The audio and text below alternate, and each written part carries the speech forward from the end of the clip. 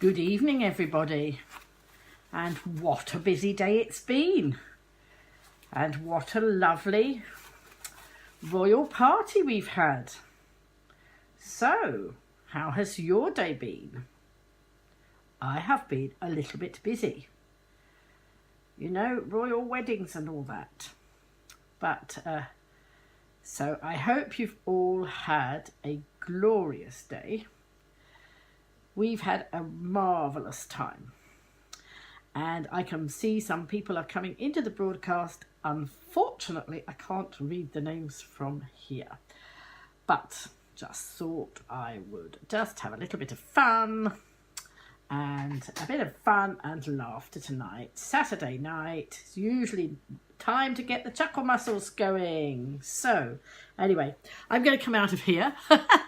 Hi, everybody, because it's a bit warm in there. And the reason I was Harry and not Meghan was because that was the only one left in the shop. And in the past, when I've done some entertainment and some with a friend way back, a couple of us used to do a lot of entertaining. I always ended up taking the male part, so you know, no surprise there then that I have to be Harry. I hope you can see I'm being patriotic, but I'm actually quite hot in all this, so I might just take that off in a minute. I'm just going to refresh the page, folks, because then I can see the comments coming in. Hi, Amanda. Hi, Alison. I didn't see everybody else who came. I think Ian was there, but I didn't see you. Oh, hi, Karen. Karen Winch there. Sorry, I missed a lot of that because in here I couldn't actually read the screen. So sorry, folks. Bit of a change from last week. Last Saturday night I had, what was I doing? Oh, I had Seaweed and Sea on. For those of you who weren't watching, I had got soaked. I'd been in a parade and I'd got absolutely soaked. And so hi Ian. Right, I'm going to take this off now because it's hot. It's too hot. So there we are. But actually, a change from last week. And of course, last week it was a very wet day and I got absolutely soaked, as I told you. So instead of that, today I might have my new sunglasses on. What do you think of my new sunglasses? Do they suit me? Certainly my colour, aren't they? So I just thought I'd have a little a new pair of sunglasses that I can see better through these ones than through the ones that I knitted. So some of you might have seen the ones that were knitted on my hat recently. Lots and lots of knitting I do, of course. And I have been talking about more people, talking to more people while I was knitting on the bus today. Some more people actually engaged me in conversation. Whoops, a daisy. I've got a sticker here. Hang on. I've got various books to read to you today, but I'm also going to show you something I bought today. Whoops. No, that's not it. Oh, here it is. Here it is. Talking of knitting. It is a lot warmer than last week, Ian. It's so warm. Last week I got so cold. When I got wet, I got really cold. But today I was out. I've had an amazing day. I did watch Harry and his beautiful bride. I don't know if the rest of you watch. Now, I don't have a TV license, but wasn't a problem because, of course, it was all being live streamed and I could watch on live stream even if I couldn't watch on the TV. So I watched from home. I was going to go out over to Riverfest this morning, and I decided I'd watch the royal wedding first, and then watch the last part of it on the bus on the way over.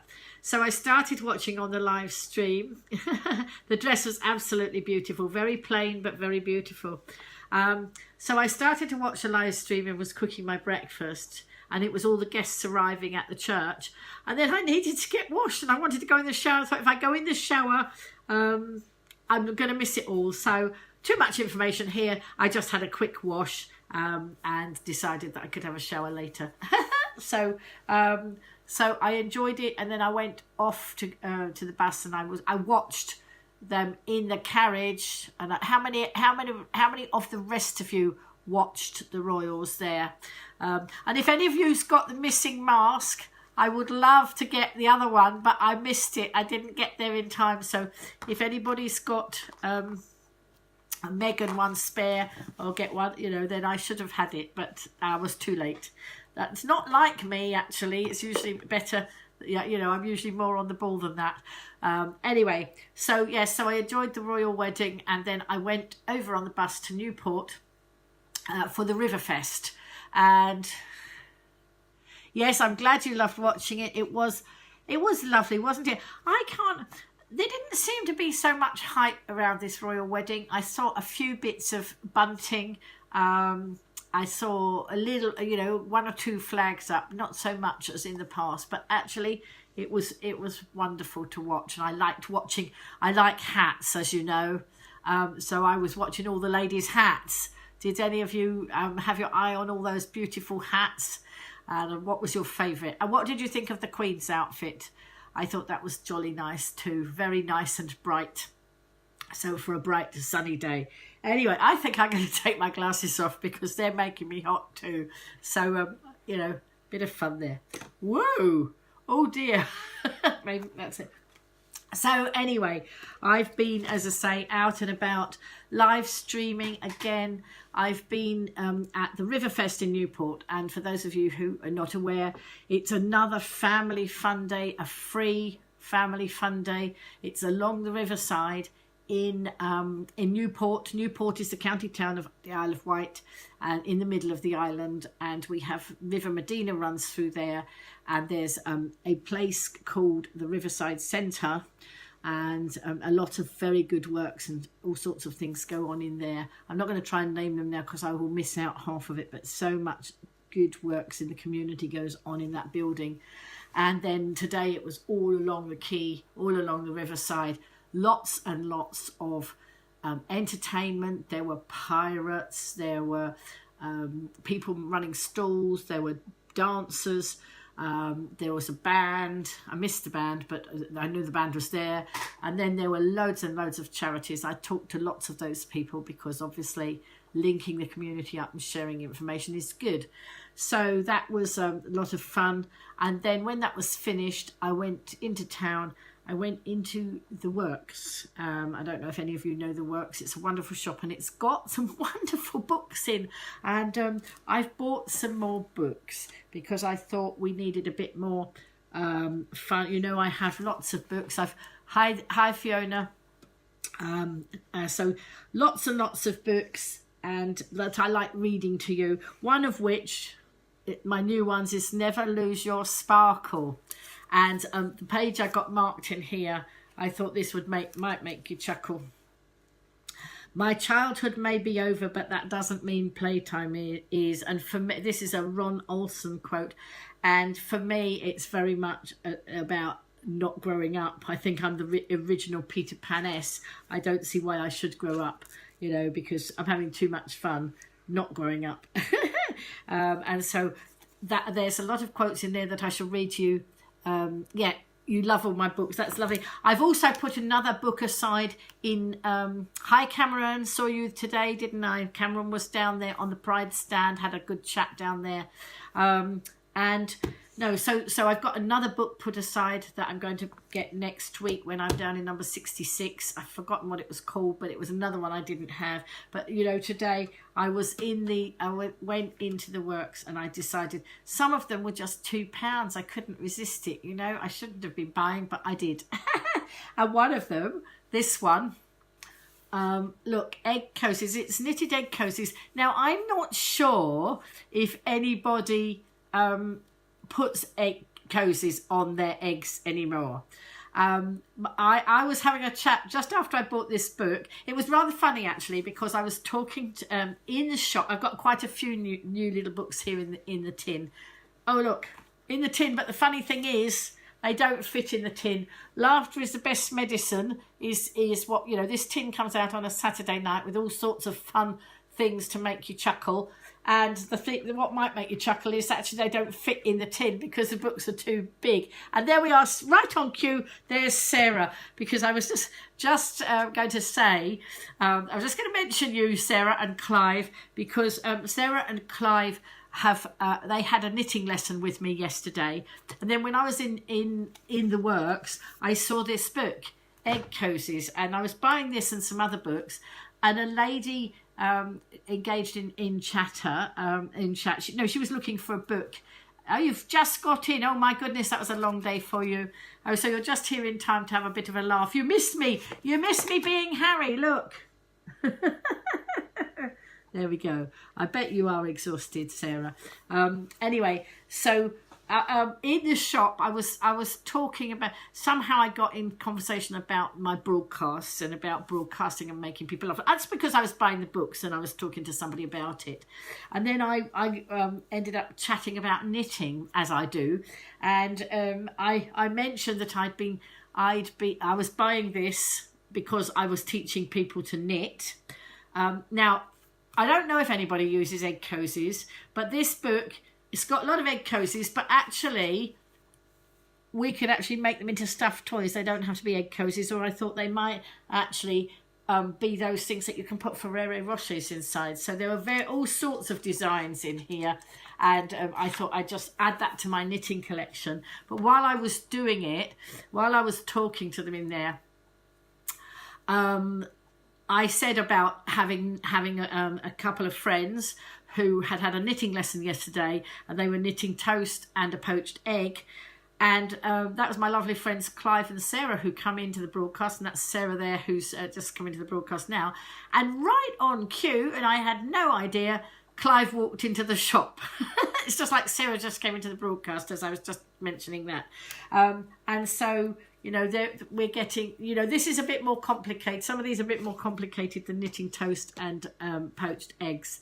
But it's more for my collection. I should be making some of those.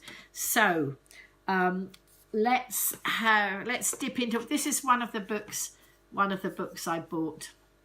Live, Love, Laugh. Sorry, Live, Laugh, Love. And I've marked a few things in here that I'd like to read to you. And you know, some things will make you chuckle. Some of them are just, you know, just because I enjoy them.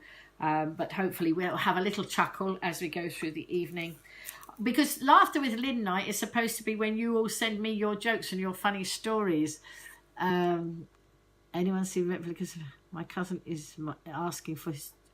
I don't know, Sarah. Anyone seen replicas of Meghan's ring? No, I haven't online. I don't know. I expect it's there somewhere. I've seen... you know, I've been looking at a lot of the pictures, but I haven't seen the ring. So if anybody in the broadcast has seen pictures of the ring, let us know where we can have a look and find that. See if we can do that. Anyway, so Live, Laugh, Love. Life is a great big canvas and you should throw all the paint on it you can. And that's a Danny Kaye quote. And I think I've actually, you know, got a whole pot of paint here doing just that with your help. And whoever is happy will make others happy too is an Anne Frank quote. So, you know, if we're happy and we laugh, I think it becomes infectious, doesn't it? So let's all share the fun and the laughter. If you've got any funny jokes that you want to share, then please put them up on screen and we will see. Oops, wait a minute. Hang on. Oh, this is a nice one for Royal Wedding Day. It says, where there is love, there is life. And, you know, I hope that Harry and Meghan have a wonderful life. Hopefully there's not too much pressure on them. I don't think I'd like to be a royal. I can do pretend and put my crown on now and again, but I can take it off as well. This one I like. Carry laughter with you wherever you go. And I mean, you know, through my darkest days, I've always tried to keep my sense of humour and try and find that little chink of something. Even it's hard, it's very hard, but always looked for some little chink to make me laugh. And I can remember certain situations. I can remember a very difficult situation with my second husband, and I can remember he was not being very pleasant, and I can remember just doing something to, I can't exactly remember what it was, but doing something to actually make the chuckle muscles work, because it was the best way out of that situation. The human race has only one really effective weapon, and that is laughter. And that's a Mark Twain one. So that's this new little book. Now let's open the medicine tin and let's see what we've got in the medicine tin tonight. Laughter is the best medicine. And we've got the, oh, I don't know if I've marked any on this, have I? Oh yes, are they last week's marks? Oh, I think that's last week's jokes. Whoops, that one, that's funny because I'm not prepared with that one. Let's put that one down. So I've got Wrinkly's Wit and Wisdom, and I'm sorry for the youngest members in the audience tonight.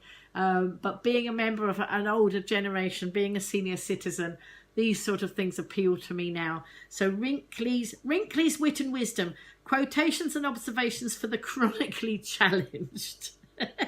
And on the front there's a guy saying, I have no idea what I'm doing.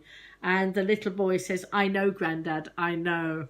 So there we go. It says, old people are everywhere. They're more popular now than they've ever been. They must be doing something right. And it says, whilst the 21st century world is being taken to hell in a handbasket by millennials and hipsters, take a step back into the past and learn from the cranky visions of our future. Wrinkly's Wit and Wisdom contains more than 1,000 curmudgeonly quotations and old-timer observations that will make you finally realise just how vital the elderly are to civilization. So let's have a look and see what I've got in here. And this section is called Age is Just a Number. And let's hope I've got the markers in the right place. This is a George Burns quote. I'm very pleased to be here. Let's face it, at my age, I'm pleased to be anywhere. And then a Satchel Paige quotation. Age is a question of mind over matter. If you don't mind, age don't matter. So there we go. Let's see. And this section is entitled Hair Today and Gone Tomorrow. A wonderful woman, my grandmother, 86 years old and not a single grey hair on her head. She's completely bald. And that's a Les Dawson one. Les Dawson was very funny. One of those people that really got my chuckle muscles going. He probably told it better than I did, but there you go. And now a Harry Hill one. I knew I was going bald when it was taking longer and longer to wash my face. So let's have a look here. Exercise. The next one is exercise. I exercise every morning without fail. Up, down, and then the other eyelid. And that's Phyllis Diller quote. And Bob Hope, a Bob Hope one. I swim a lot. It's either that or buy a new golf ball. And Peter Cook says, I keep fit. Every morning I do 100 laps of an Olympic-sized swimming pool in a small motor launch. There we go. And one more out of this book. Whoops, let's have a look. Jewelry. Oh, this one is called The Fountain of Youth. Jewelry takes people's mind off your wrinkles. Oh, there we are. Look, I've got my earrings on tonight. Look at my earrings and not my wrinkles. Okay, and that was a Sonia Henney quote. Some of these people I don't know who they are, but I just give them credit because it's that. Now this one is Leaves on the Line. Now I'm sure Sarah won't mind me telling. Sarah is American, and some of the things that I say or that we talk about, she's not au fait with them. She doesn't quite know them. And when I showed her the Egg Cozy book, when I met her at the shop, or just she was outside the shop, Clive was in the shop, she didn't know what egg cozies were. Mind you, I think a lot of people in this country now don't know what egg cozies are, because I'm not sure how many people actually, when I boil my eggs, I don't stop to put an egg cozy on them. I just eat them. So I don't know if anybody uses egg cozies anymore, but I just love the little designs. As I say, I'm going to make those into stuffed toys. But this book is about it's about what the British say and what we really mean. So, you know, it's some of those things. On the back it says, in all walks of life, from relationships to work to politics, sport and the news, our everyday use of English harbours duplicities of meaning. We are all guilty of saying I'm sorry when we mean it's totally your fault, and write yours faithfully when you're thinking sod you.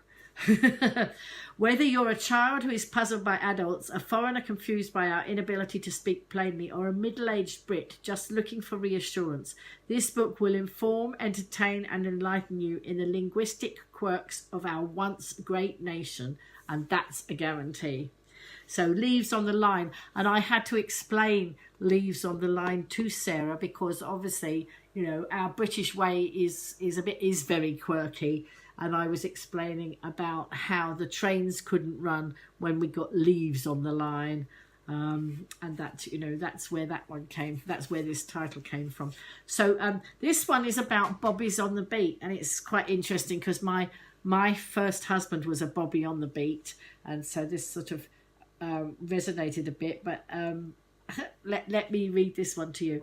They get younger every year, don't they? And you know, I remember when I first married my husband, and I was 21 when I got married, and he was just a little bit older, and everybody used to say how young the bob, you know, a lot of older people were saying how young the bobbies were looking, and now I look and I see the bobbies looking very young as I've got a lot older. We definitely need more bobbies on the beat. You see, they get to know what's going on. They stay in touch with criminals, keep tabs on them, get backhanders, keep things under control. I'm not sure about the backhanders. Some of them do, but, you know, okay. Keep things under control. Nowadays, they're all volunteers, aren't they? Riding around on their mountain bikes, turning up long after the crime's been committed, and then spending 3 hours compiling a report that might as well read burglary, stuff taken, case won't be solved, burglar won't be arrested. All the real bobbies have been let go or retired. That's why crime's gone through the roof. People openly dealing drugs on the streets and stealing mobile phones. If we had more bobbies on the beat, they'd be grabbing these young drug dealers by their hoodies and giving them a cuff round the head and an earful of good, honest advice, and that would be an end to it. And actually, that takes me way back because back then, when we were smaller, when my husband was smaller,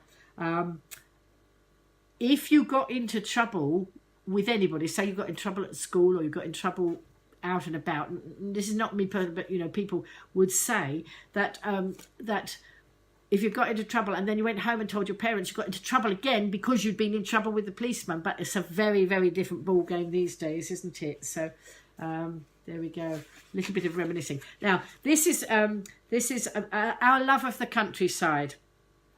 We love our countryside, the quilted pattern of yellow rape fields and minor road networks that spread out from the out-of-town retail parks and intersect our tarmac cities. We love nothing more than going for a long stroll in our countryside, dodging homicidal cows and the razor-sharp barbed wire that farmers lay on as a rural assault course for our pleasure.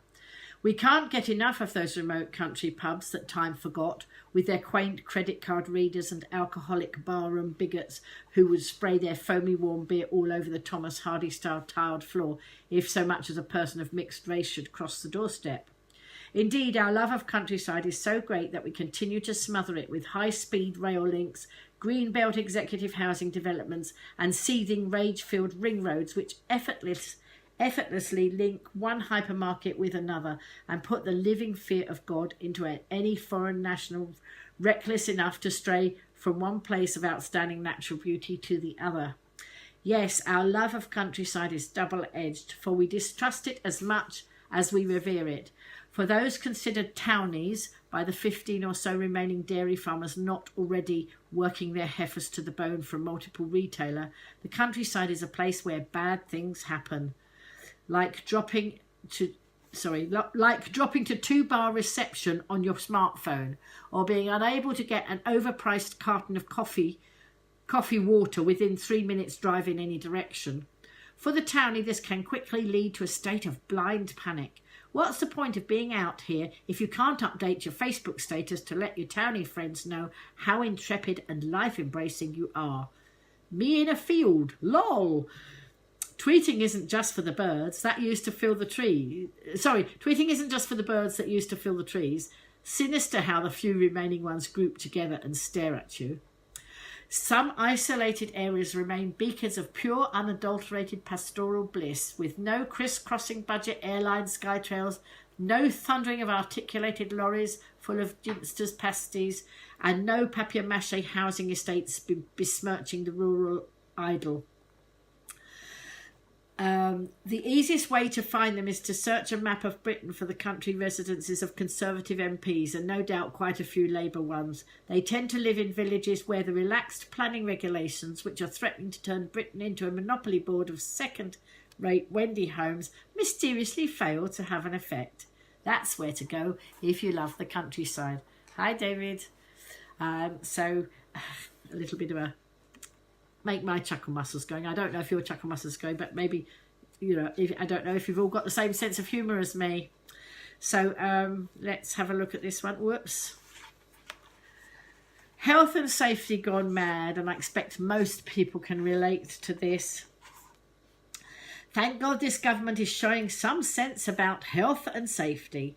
I mean, that last lot, you couldn't make a cup of tea without having to go to get a criminal record check and a form signed in triplicate from your doctor and a social worker. Health and safety gone mad, I tell you. And you'd have to go on a 2-day course just to learn how to move a ladder. Now, if you accidentally spray hydrochloric acid over your co-workers who aren't wearing protective clothing,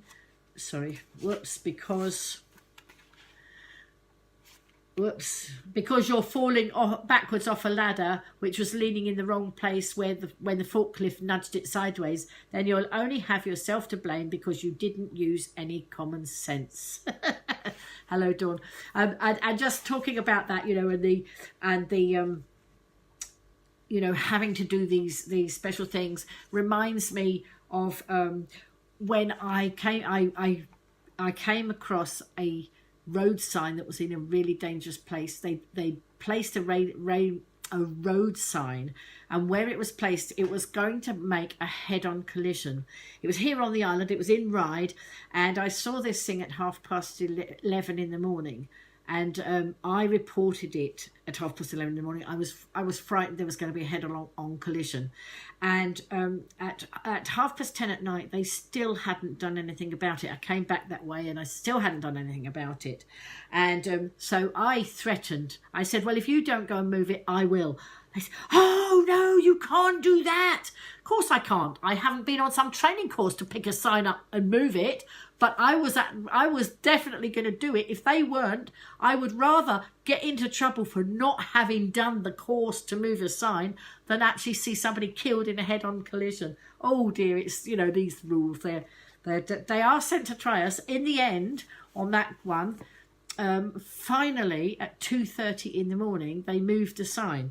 But they said, did I want to go and see? And I said, yes, I do, because I didn't believe they'd moved it. So some guy came and picked me up in the truck, took me down the road to show me the sign. And yes, they'd moved the sign. They'd moved it where you're going to stop people having a head-on collision, but they'd moved it and lent it against the wall. And it's one of these metal heavy ones that they stand in the road. And I said, that's not very safe, is it? Because in the morning when a child goes to school, that's going to fall down on a child. He agreed with me. So he picked the sign up and put it in the back of the van. And then I could go home and sleep. But, you know, these rules, I mean, how do they try you? They are idiots. Yes, a lot of idiots about. And a lot of really stupid rules. Common sense should prevail. But, you know, there are some people who never went to the University of Life, or never had any common sense. So there we go. I'm going to get myself into a lot of trouble if I carry on this task. But, you know, hey, this is my channel and I can do what I like on here. This one's called Consultants. We Brits are suckers for professionals telling us what to do, regardless of their efficiency. We revere our doctors, venerate our lawyers, and even respect our chief constables. I'm not sure if we do anymore, but anyway, that's what it says here. I'm just reading it. Hi, Karen. Perhaps it's an authority inferiority complex, but anyway, we don't tend to have revolutions or civil wars unlike the rest of the planet. Yes, we are all in awe of professionals, which explains the peculiarly British phenomena of the consultant. Consultant, a noun, a professional who provides useless, long-winded advice in exchange for extortionate sums of money. The bank balance is looking healthy and we have a good reputation. We better get a consultant in to change our brand with a misrepresentative, meaningless renaming and charge us a fortune. That way we can subsequently hire another consultant and pay them massive wonga to tell us to revert to our original identity. Good idea. Note, consultants are particularly good at messing up national companies, public services and government departments, but they will have a go at anything if the price is right. There we go. So, and another one here. What's this one? This one, oh, the buffet car.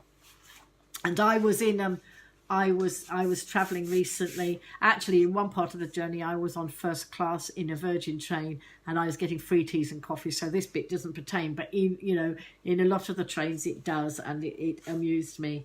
So a wide range of food and beverages, freshly prepared, in brackets microwaved, by our onboard catering technicians, is available in the buffet car. The menu includes paninis, in brackets cardboard, with fillings indeterminate, close brackets, fresh fruit, open brackets, at prices that make Harrods look like a food bank, and hot and cold drinks including wine, in plastic bottles with a bouquet of tin and acrylic. Continental beers, bottled in South Wales with free yeast infections thrown in, and tea and coffee, molten hot and yet tasteless, like drinking boiled battery acid. Our train staff, they've been taught how to put on plastic gloves, look forward to serving you in between driving the train, collecting the tickets, cleaning the toilets, where they are being paid a living wage for the duration of your journey with us today and quite possibly tomorrow, unless the mess at crew is sorted in the next 6 hours. So that was some readings out of Leaves on the Line, this new book that I got, and then so another 2 or 3 more from the Wrinkly's joke book. There's 2 similar books here. This is the Wrinkly's Wit and Wisdom that I read from just now, and this is the Wrinkly's joke book, and this is funnies, gags and one-liners for the chronically challenged. And this on the front there's an elephant and a zookeeper. Hi Tristan. And it says, what's grey, wrinkly and has large ears? And the elephant's saying you. to the zookeeper. Right, let's have a look and see. Whoopsie. Things to avoid when you're older. Don't have your face lifted more than twice. You'll end up with eyes in the back of your head. And actually that leads me on to another funny story that I've told before. Hi Tristan, thanks for the love. When I was teaching, I taught several reception classes, and it was all mostly 7 downwards. I did teach some older children at one stage, but mostly little people. And I can remember a child sort of wondering how on earth I knew what was going on behind me. You know, they'd got up to some trick behind me, and of course I knew what they were doing. And the child said, How did you know? How did you know? And I said, I've got eyes in the back of my head. Anyway, subsequent a day, I was sitting down reading the children a story, and a child was going like this to me. I had long hair then, and I was going like this, and I said, what are you doing? And the child said, I'm looking for the eyes in the back of your head. So some children people take things so literally, don't they? We toss off those phrases, and then it's one of those things I've remembered all these years. It made me chuckle then. And I still chuckle now. And this one, this is quite interesting. I'm going to read this one. My second husband was a toy boy. He was 14 years my junior. But I just thought I'd read this one, but I don't know that it holds actually true. It says so this is things to avoid when you're older. That's it. Yes, Tristan's saying laughter is the best medicine. Yes, Tristan, I'm there we go. I'm reading from, had things in the Laughter is the Best Medicine tin, except that the books didn't all fit in there, Tristan. You didn't see they were too big to go in. Yes, and you should aim to laugh every single day. Yeah, you love that story. This one is So toy boy, this is, it says things to avoid when you're older. Now, when I was 40, I married, my husband was 26. And so perhaps I should have heeded this advice, you know. It says toy boys or girls, they'll only accentuate how old you actually are with their smooth skin, shining hair and well-toned bodies. And not only that, you just won't be able to keep up with them. Mind you, what a way to go. But actually, I had 10 times more energy than my husband. I think I said this on last night's broadcast. He used to tell me I was no spring chicken, but I actually did have a huge amount of more energy than him. So that one was a bit of a just put in there for fun. I don't even believe in that one. So, and this is from the section, I'm a senior citizen. I wake up a few hours before my body allows me to get out of bed. And actually, that was a bit true this morning because my alarm went off and I was going off to, I thought I'd get up and go out to the Riverfest and then decided I'd watch the Royal Wedding instead.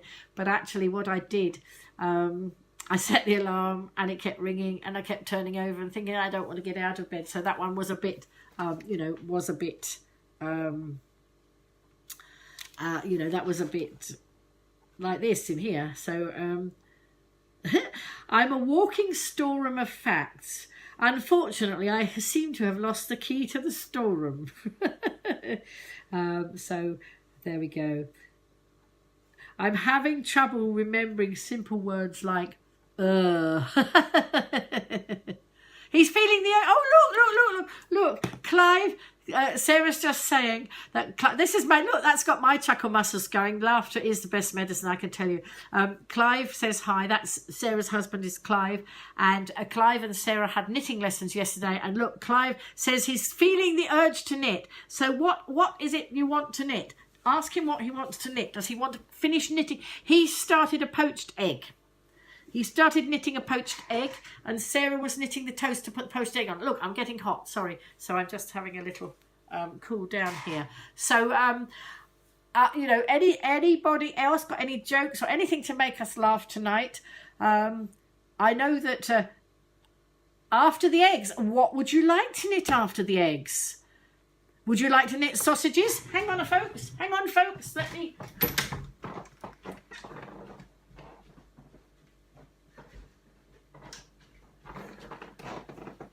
Look, sausages.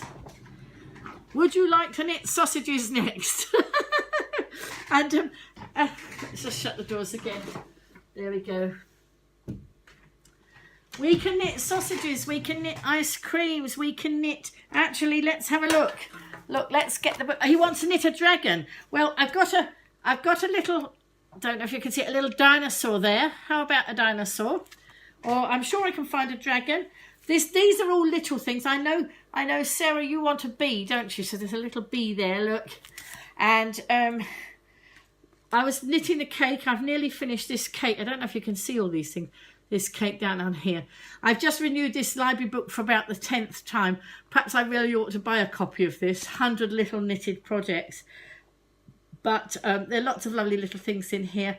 I was talking to the people at Isle of Wight Pride at the Riverfest today, and I was talking about knitting, and they said, oh, I could knit loads of things for them for charity, for their stall.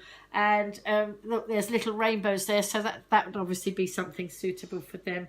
But there's all sorts of wonderful things. Look, there's a snail. You can knit a snail. And footballs. Look, we've got footballs, and we've got rackets and balls. Tennis racket and ball. We've got a bow tie or a clown's hat here. Oh, look, a triceratops. There we are. How about a triceratops? So even our knitting makes... okay, yes, we can put wings on it. We can put... Hi, Mark. We can put wings on the we can create what we like, can't we? It can be whatever we want it to be. So look, a little basket of flowers. Who knows? And folks, I've got to make a list because I'm now getting orders in. So I know Sarah wants me to make a crab like I made for David Baker. That's gone off. Hi, Mark. And so somebody asked me about knitting robins yesterday. Somebody asked me about knitting a little doll. I know, Sarah, you want a crab. I've got to make the list now because I'm starting to forget what everybody wants. And of course, all my knitting that I do is all for charity, and also helping people to learn to knit. That's sort of, I'm hoping that some of you are going to knit for charity when I've taught you to knit. So I was on the, after I left you, Sarah, I was knitting on the bus. I knitted another little couple of candles for my cake. There's the cake. And then I started on the ladybird out of this book. Let me see if I can find the ladybird and show you. I don't know. There's 100 things in this book. We'll not run out of anything to make. So anybody else out there want to come and learn to knit? Look, some beautiful sunflowers there. So, and these are all simple things. There we are. There's the ladybird. I started the ladybird today. And on the bus, and then when I got off the bus, whoa, that was an interesting situation, because when I get off the bus, I usually get off, and Sarah and Clive go on the same buses as I do, because we actually met on the bus, and so they'll know where I mean, but a lot of you might not. I used to get off at the St Vincent's stop coming back from Newport, but I had to cross the road and the main, the busy road, and there's an island in the middle, so you could get to the island and then cross. And then I had a very bad leg, so I used to go to the next stop, get off, so I could cross by the traffic lights, and push the button and wait for the traffic lights. So there's 3 bits. I have to go this way, and then that way, and then that way. So I have to do 3 lots of crossing, and they don't all sync up. So I stand and wait for the first lot.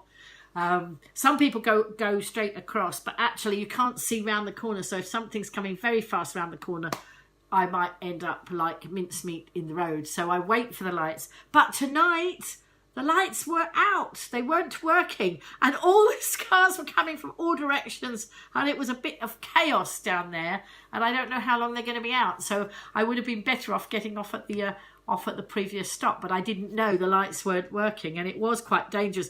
And then some very kind lady stopped and waited for me to cross one of the sections, and then I just had to wait till there was no traffic coming to cross the other one. Otherwise I might not have been here to tell the tale, and to chat with you tonight. So if nobody else has got any jokes or any funny stories, any of you got funny stories to come in with? If you have, then speak now or forever hold your peace. I hope you liked my mask. If you weren't in at the beginning, you won't have seen that I was doing a Harry, because I didn't manage to get a Meghan mask, and so there we go. He was looking a bit serious. I was watching his face during the royal wedding, and he looked quite nervous at the beginning, didn't he? Hi, Jasmine. And Jasmine she doesn't knit, she crochets, and Jasmine does loads of crocheted work. I see lots of her work going up online. And so there we are. Is it still sunny? Do I need my sunglasses on still? Not sure if I do. So anyway, oh dear. So righty ho, going to take those off now. I'm going to love you and leave you in a minute. So thank you very much for joining me on another Saturday night. Where do these weeks go? It seems, it's only just last week it was only just like a few minutes ago that I was sitting here with seaweed all over my head. That was last Saturday's. Anyway, if you're enjoying this, like to see you back again soon. If you're not enjoying it, just don't come back. But I hope that you are. I can see quite a lot of people came in and liked the video. So I see Jane there and some other people. I can't see all the names there, but I hope you've enjoyed it. And I will be back, God willing, tomorrow night with another catch up. Let's have a bit of interaction. It's always good to have the interaction. It's nice when people chat. It doesn't matter if you don't want to interact, but it's lovely when you do. And so there we are. I seem to be having a bit of a conversation with Sarah, but I do obviously include all the rest of you in it. But as I happened to see Sarah today, we had a bit of a laugh and a joke. Mind you, she's a bit exhausted. She's had a very exhausting day, and so is Clive. But I won't go into all that now because I'm going to go get myself a cuppa and have a little bit of a wind down. I might do some knitting. I haven't done much knitting today, so I might do a bit of knitting before I go to bed and make that list of all the things that I've got to do that people want, you know. So the list would be so long, I better get on with the knitting. So I'm going to love you and leave you. Yes, yeah, tears and tears. I think I'll be knitting tears to go around my face. I haven't knitted any emojis yet. I haven't seen a pattern for knitted emojis. But anyway, so there we are, folks. Another Saturday evening over, another live broadcast coming to an end. Love you lots. Please keep coming back and see you all again soon. Bye for now.